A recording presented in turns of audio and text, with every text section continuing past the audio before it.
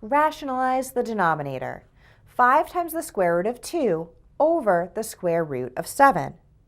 To rationalize the denominator, we want the denominator to be a real number that is not 0. To do that, we want to multiply the numerator and denominator by the denominator, which is the square root of 7.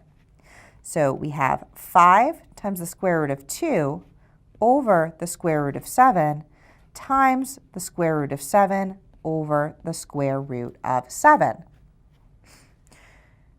We multiply the numerators and the denominators. So in the numerator, we have 5 times the square root of 2 times the square root of 7. In the denominator, we have the square root of 7 times the square root of 7, which is 7. Simplifying the numerator, we have 5 times the square root of 14 over 7.